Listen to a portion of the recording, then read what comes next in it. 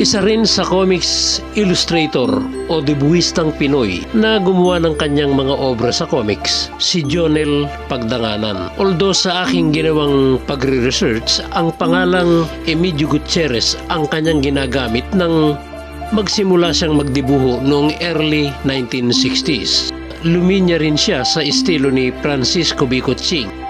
Makikita ito sa kanyang early illustration sa Benipayo Publication katandem si Jeronimo Reyes sa kwentong Karangalan Ko Ang Mamatay. Ganun man ang lumaon, sarili na niyang estilo ang kanyang napanatili mula late 60s hanggang 1970s, kung saan Emilio Gutierrez pa rin ang kreditong daladala niya. Ilan sa mga kwentong iginuhit niya gamit ang pangalang ito ay sa Rina katandem si Rio Raymond, Maling Pagmamahal na sinulat ni Henry Quino, Hayok sa Laman ni Mira Sol, Masakit Din Ang Minsan with Merdinho Abella, Pinatay Namin Ang Aming Ina with Netnet Abraham, Nasaan Nga Ba Ang Pasko with Leonardo Buluran, at sa serye nitong Police Files noong early 1970s. Noong early 1970s, isa rin si Emilio Gutierrez sa nakomisyong gumuhit sa mga series of illustrated classic novels ng National Bookstore. Ilan sa mga naiguhit niya dito ang Scarlet Lily, The Story of Mary Magdala, Julius Caesar ni William Shakespeare, Catcher in the Rye ni J.D.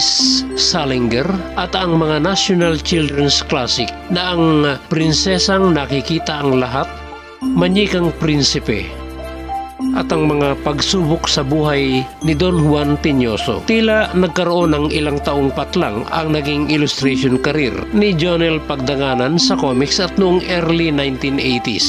Ang isa sa pinakahuling kwentong iginuhit niya gamit ang Emilio Gutierrez ay ang Moralidad na sinulat ni Nicky Astronomo. Noong late 1980s ko na muling nakita ang kanyang mga iginuguhit na obra. But this time, from Emilio Gutierrez, he switched his name to Jonel Pagdanganan. Ito na ang ginamit niyang pangalan since then. Aside from short stories, nagdibuho rin si Jonel Pagdanganan ng mga nobela sa mga comics ng Gasi. Ilan sa mga nakatandem niyang comics writer novelist ay sina Pablo S. Gomez sa nobela nitong Mr. Macho Man.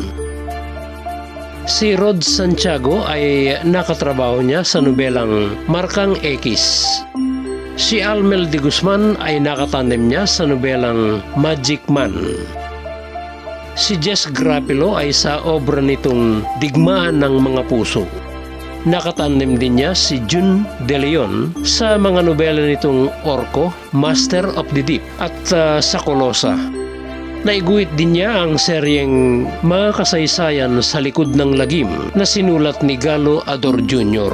Isa rin si Jonel Pagdanganan sa nakatandem kong debuhistang Pinoy sa mga sinulat kong obra sa comics. Ilan dito ang mga kwento kong Black Conqueror, Eaglet, Sprint Queen, The Prediction, Hiling ng Puso, Para sa Tao ang Mundo, Anak ng Tubig, Himala, Huling Lahi, Lambat, Matapang Na, Pihikan, Puwersang Makapangyarihan, Sumpa at Pangako, at marami pang iba. Narito ang ilang compilation of short stories na naiguhit ni Jonel Pagdanganan sa comics katandem ang iba pang mga comics writer.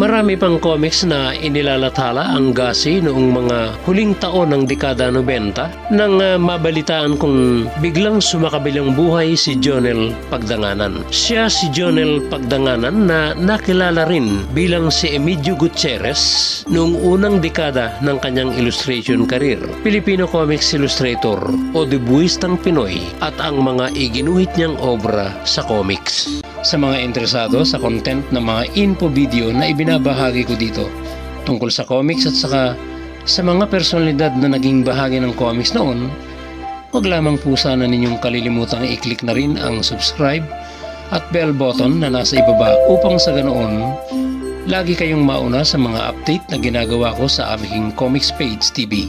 Thank you very much and God bless you all.